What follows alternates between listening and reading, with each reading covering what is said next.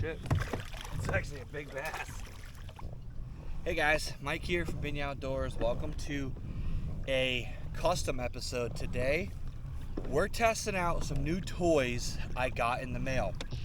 So the first toy we're testing out, FX Customs Extreme Angler Series Moderate Action Rod. FX Customs Medium Heavy Fast Action Rod. And I even went as far as to pick me up a pretty cool 6'6" medium fast spinning rod.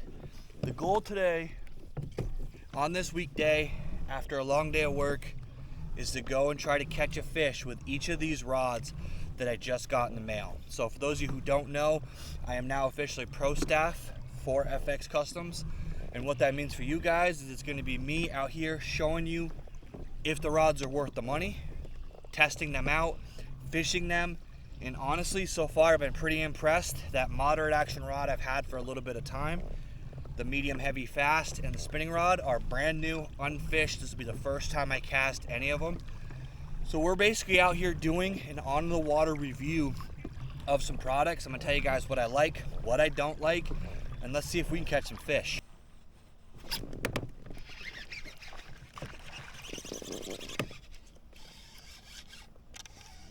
Wow. Not a monster, a bass. I do like this rod now. All right, guys. There's the first fish on the FX rods. Well, like I said, that was the first fish that was on the medium heavy fast action rod. Now, I will say, every rod manufacturer, their definition of fast, moderate, even some of their definitions of what a medium heavy versus a heavy is different. That is definitely the case with FX.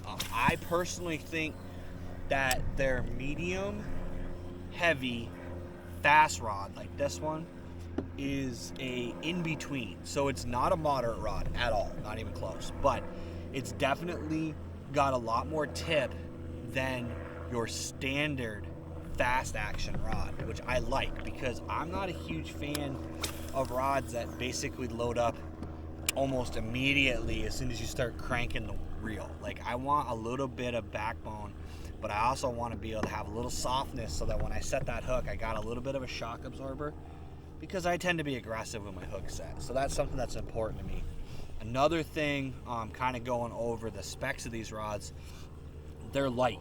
They're probably the lightest rods that I own. If you guys haven't noticed from my videos, I pretty much have every major manufacturer of rod in my kayak, without including some super high-end or custom brands. But the ones you're gonna find at your local department store, your local sporting goods store, Bass Pro Shops, for example, I've got pretty much all of those.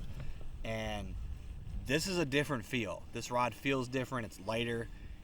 I've got way more control, and I don't know how to explain it. It might be the wind grips. It might be the short butt on it, which I do actually really like a short butt, just saying.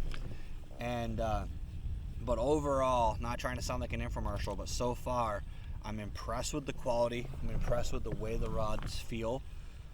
And like I said, this isn't like, I know this is the first fish I've caught with this rod, but I've spent quite a few hours with that moderate action already, and I've really been impressed with that one. So it's not like I'm out here saying, hey, it's the first time I've casted it, it's an amazing rod. I've definitely got some time in with the other rods. I just wanted to try a different action just to see how it worked, and so far it's just as good as the other rod that I own. Oh, that didn't take long. Far from a monster. Farthest from the monster fish here, but boom. Third cast with the spinning rod, and I got on a fish. Well, let me show you guys real quick, but he's just a little guy. That was on Reaction Tackle Wacky rig hook with a grande bass rattlesnake worm. I can't get any more traditional today when it comes to baits. I really wanted to just catch fish, so I went with everything that I know works, but I will say the one mistake I think I made, I bought this rod specifically for a purpose, and it's for skipping. So for those of you who don't do a lot of skipping or fish a lot of overhanging cover, I wanted a rod that was short and manageable so that when I get up to docks, when I get up to overhanging limbs, I have a lot of control. And that's literally why I wanted to get this rod. And wow, it's a pretty successful rod so far. 2 casts, 2 fish, that's pretty damn good, guys. I like the way this rod feels too. There's action on this, it's good. I wanted to have something that I had control over. A shorter rod gives you a lot more control, and it really just provides you with that confidence to be able to skip up under a dock, get that bait back further into a fish where they might be located. And again, not a monster here, but nice little bass, pretty aggressive little guy. But yeah, that's the reason I got the shorter rod. I will say, when you get a shorter rod, you have to take into account that you're sacrificing casting distance. A lot of people don't realize that the reel actually has a lot less to do with how far you can cast than the rod itself. And I will highly recommend, if you're looking to, cast long distances, if you're looking to, work your way down a bank and cast at a distance for sight fishing, for example, you don't want to get up close and personal, I don't recommend getting like a 6'6" like this one. This is the shortest rod I've ever owned.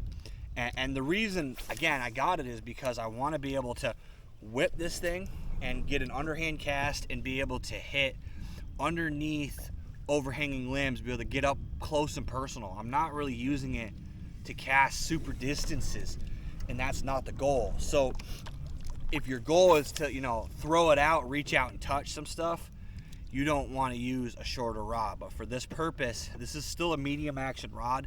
It still has a pretty good backbone in it, but it's really designed to be for accuracy casting, and that's what I wanted it for. And again, it's light. So far, I mean, that's 4 casts, 2 fish. It's a pretty good percentage on this one so far.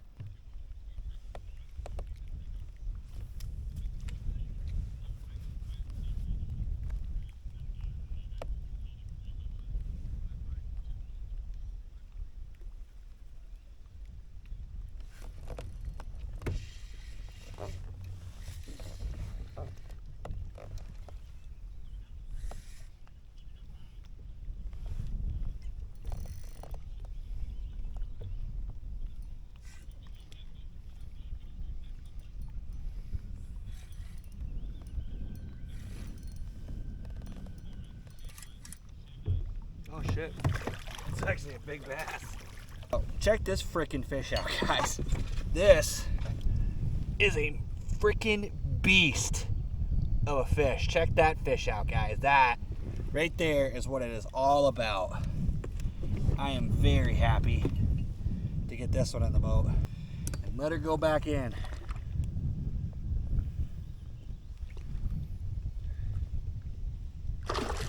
Bye, buddy.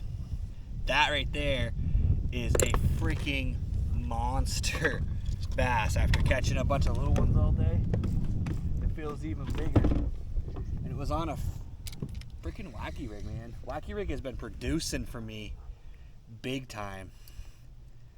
So 19 3/4 inch, probably, I'm gonna say 4.5 pounds.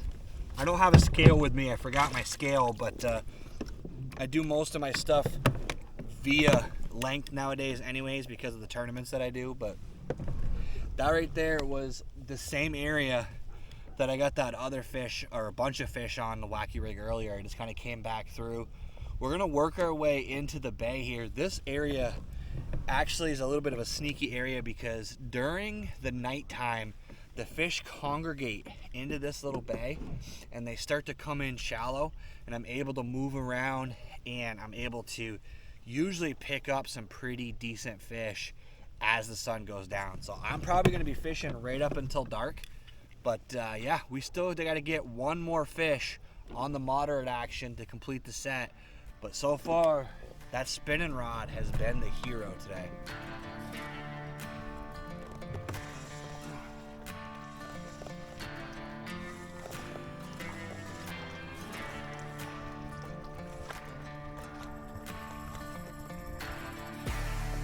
A decent little bass.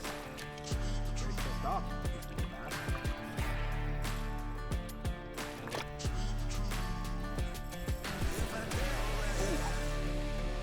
Wow, okay. That might be a big bass.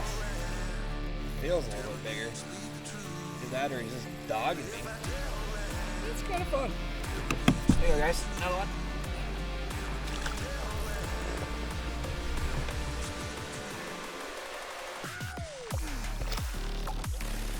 Little guy.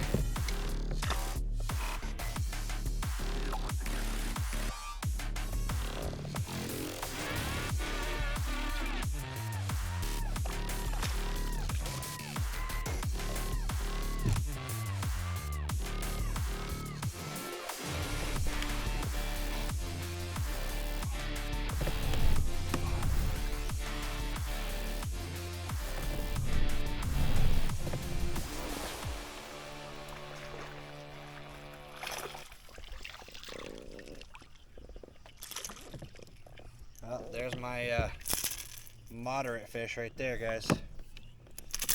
Yeah. Get this hook out of them real quick. Not a monster, but that completes the set. So we're gonna fish our way out of here. I was really honestly determined to catch one on this, and it worked. So now we're gonna work our way back towards shore before it gets too dark. All right, guys, I'm gonna end the video right here. I'm heading my way to shore. It is pretty damn dark out, and I had a really good day on the water. It's really nice to be able to get out and fish on a work day. Finally, the weather has gotten to the point where it's light long enough where I can get a few hours in, catch some bass, and it was a fun day. The review of those rods, I'm pretty impressed. I'm not gonna lie, the one that impressed me the most is the spinning rod, which I never thought I would say. My boy Bear Fishing would probably give me crap if he hears that. The spinning rod is really, really good. I had a lot of control over those fish that I caught. I had a lot of ability to just cast and hit my targets. It is a mighty rod in a small package. 6 foot 6 inches, medium fast, and I could fight fish just as good as if I was using a medium heavy rod. So I'm really, really impressed with that. The medium heavy fast rod was the second one that I bought and was trying out today. That one was good. I really didn't get to put it to a good test though. I only got a couple of fish on it, and I really didn't get any big ones. So we're gonna keep testing that one out. I'll give you guys more information, later on in the year as I go through using it. The moderate, I've used a ton. I've had it about a month now. I've caught so many fish on it with so many baits that you're not even supposed to use on a moderate rod. So overall, I really think that rod is a keeper as well. So I mean, they're all good. Like I said, I'll keep updating you guys if I have any issues or any breakage or anything, but so far they're powerful, they're not really all that expensive, and they're pretty solid. If you guys are interested in picking up any of those rods, I'll put links down below to the exact rods I'm using. If you use code BINYA, it helps out the channel, gives me credit for the sale, but there's zero pressure, guys. If you're not looking to buy a rod, don't just buy one just because I said so, but if you're looking and you're interested, definitely check it out and use that code. I want to thank you guys for coming along with me. If you haven't already, hit that like, hit that subscribe, and as always, let's get out there and catch more fish.